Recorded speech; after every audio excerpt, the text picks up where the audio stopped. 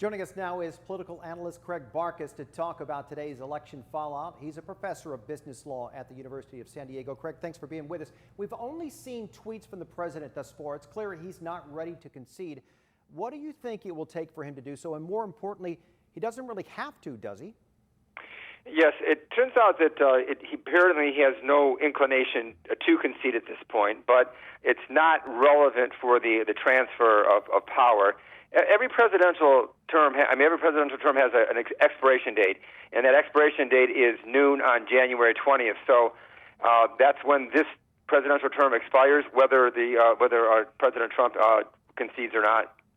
But there is no law. He doesn't have to do that whatsoever. He does not have to. In fact, as you know, he's done just the opposite. He is claiming victory. Okay, so we know President Trump and his team, they've made claims about, without evidence, that 600,000 ballots are still in question. We know they plan to file several lawsuits. And while we should expect recounts in states where the vote margin was close, how do you anticipate that changing the outcome, if so?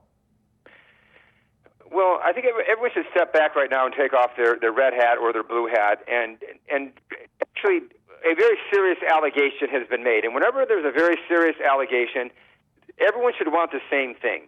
Everyone should want proof, okay? And if it turns out that there is proof that what the allegation is substantiated, well, then of course, whoever is responsible for what went wrong should be held accountable.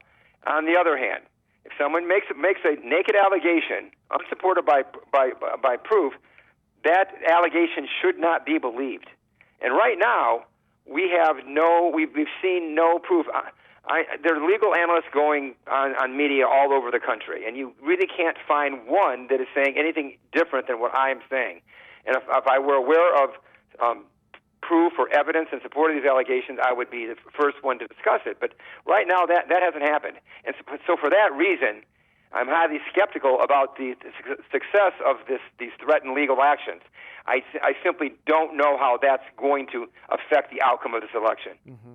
So let's move forward now. What will the future of the country look like in a Biden-Harris administration? Let's be honest, we saw a lot of celebration tonight, but we also know half the country is having a very difficult time with this. So how much of an uphill battle do you expect for the president-elect?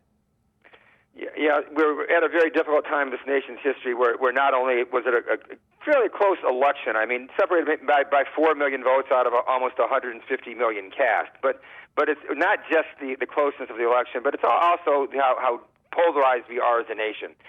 Now, one thing about Joe Biden, he's been in Washington for a long time, 47 years, and he does pride himself in having excellent relationships across with members of his own party and across the aisle.